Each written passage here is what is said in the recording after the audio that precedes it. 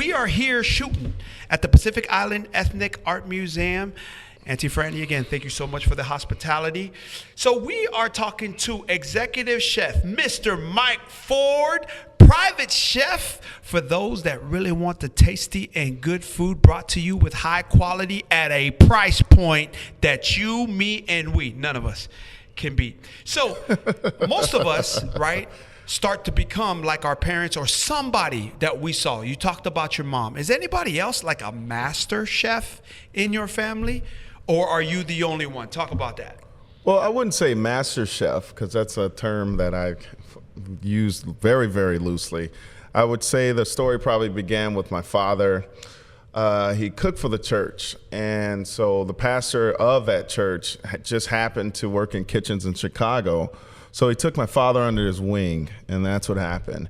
So my father, every Saturday, would go up to the church, make the meal for Sunday, prep it out, kit it out, and then on Sunday we would execute it from the prep. So after a certain age, I would stay outside and I would play basketball. But, you know, growing up in Indiana and Illinois, in the winter, it's the 4 seasons. So right. Guess what? When wintertime comes, you go inside.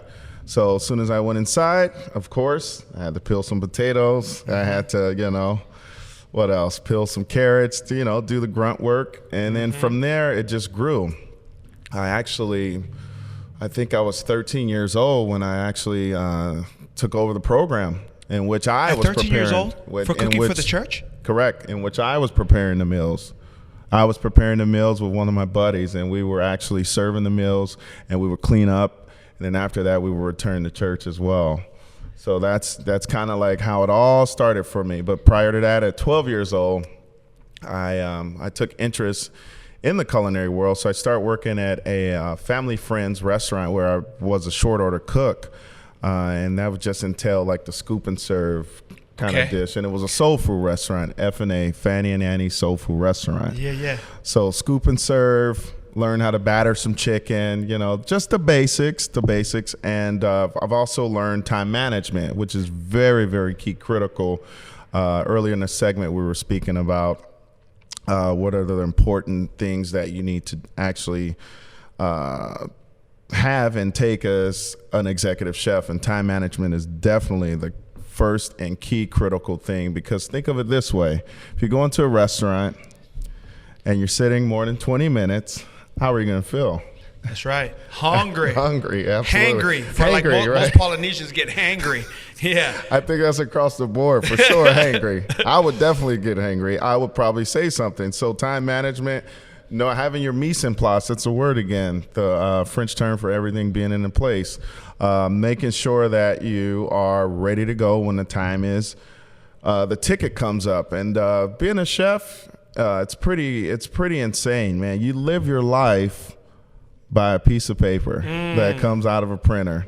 Name another industry that happens. I love that. Right off key, yeah. So I mean, it's this certain sound, and I even hear it in my sleep, and I wake up just there it is. And gotta go cook something. It's yes. Order fire 3 ribs, order fire, and it's just like that's how you live your life. But just going back, time management is very, very important.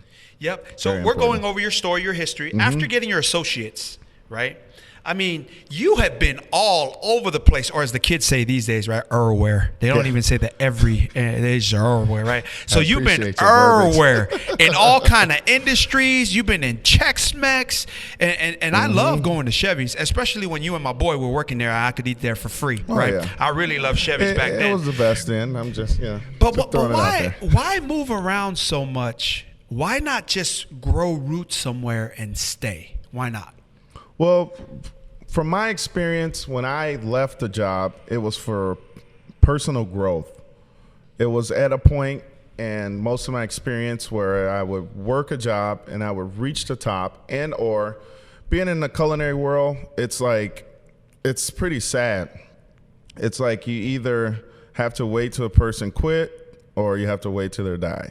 So for me, I think I reached the ceiling in which I knew that my growth was tapped out and I needed to move on. And every place that I've ever worked, Coach, I can literally pick up the phone and say, hey, I need a job, and I can go back. because That's right. I left on good terms, and I left in such a way that they knew that I was going for personal growth, and I think they seen the rising star in me.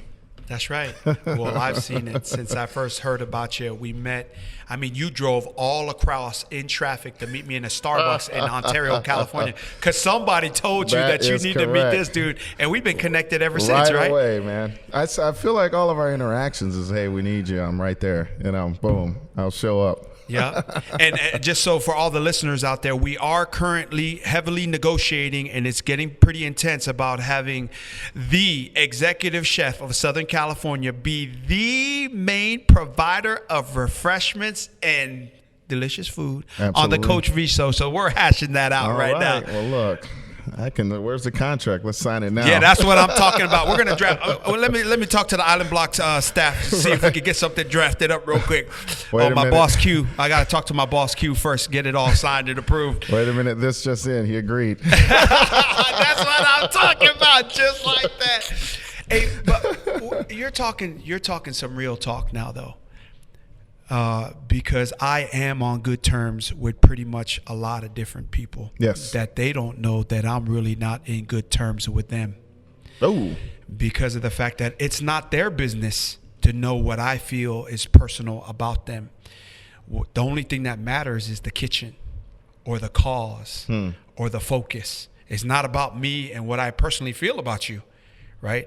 But if you've done me wrong, I'm going to remember that. But nobody really knows that. So I have this saying, right? There's money in the transaction, but the wealth is in the relationships. Ooh, wow. Right? So in terms of, I get that transactions matter. You said it. I mean, a ticket comes spitting out. Somebody's paying some money. So you got to provide a service. And you keep saying this word, execute. Yes. And if we don't execute, we're going to lose out. You will. Right. So now you have executed and built such a great reputation in the places that you've been. But yet you still choose to roll and go after. Now you're like a personal chef out here in Southern California. I mean, we're a long ways from your home. Oh, yeah. Right? Far. And then you've been all over the place and then working for corporate companies, right? And now you're doing your own thing. Talk to us about just the audacity and the courage to do something like that. It's so funny when I would get dressed and go to work. It's those times where you're working jobs and it's a job. But the passion in my heart is still there. But you just know and you feel that this is not the place that I'm going to end up, or this is not the end all, know all. So at that point, I would just grind and grind and grind. But thinking back now on my experience and where I am right now, all of those things were just shaping and molding me. Like it literally just transformed me. I've never known why I would have to dice almost 200 pounds of onions. Right. But now in my recipes now, like I think I have a couple videos up on my Instagram, your plate mate. I mean, I'm killing these onions. Like, and that's just a small example of repetitious things that you do in the kitchen just over and over and over and over again. Like all of those experiences built me and made me into the man that I am today. And just thinking about writing 1,000 recipes and going back and rereading them and proofreading them, all of that's going to help me with my cookbook that I'm working on right now. So to just look back on those experiences, they've helped me greatly, and they've turned me into the great man and the great chef that I am today. Yeah, you are a great man. Absolutely. Well, thank you. So here's a Coach V quote as we close out. You have the last 45 seconds, okay? Success breeds success, but life struggle is the faculty of life that can teach us like no success can. That's a Coach V quote. Talking about the struggles, what it is that it taught you. Because people say, oh, yeah, you live and you learn. Yeah, right. But only success breeds success. But to go through that struggle, there's only one way to learn, right? And it's go through the grind. So you got about 30 seconds. Talk about that. Going through the grind. You don't even know you went through it until you look back and you're like, man. I do when I'm jogging. When I'm jogging, I know I'm going through the grind. Well, I definitely know what you mean. I just bought a bike and I'm just, whew. Right. But yeah, the kitchen struggle, it's almost one of those things like you just have to just love just being beat and saying, hey, I'm going to come back the next day and I'm going to do better. And that's kind of the mentality that all chefs have, and I can definitely talk about that a little bit later when we come back. But it's just a love-hate relationship, man, in the kitchen. And that's why I left, because I want to bring all the love back and diminish the hate. Wait, are you talking about marriage, or are you talking about the kitchen? Are you talking about our passion projects, or are you talking about the kitchen? Are you talking about raising kids? Or are you talking about the kitchen? Are you talking about being in sales? No, or are we talking about being in the kitchen? Hey, that's just some hashtag real talk about life. Yeah, totally. Right? Absolutely. That love-hate relationship. But you're going to get up the very next day and get after it all over. You have to. Again. In studio, with Island Block Radio's The Coach V Show's Rising Star. Keep it locked. We'll be back after this brief message break. You're listening to The Coach V Show. Thank you so much for tuning in. Where iron sharpens iron. Together we rise on Island Block Radio, the pulse of the Pacific, where paradise lives.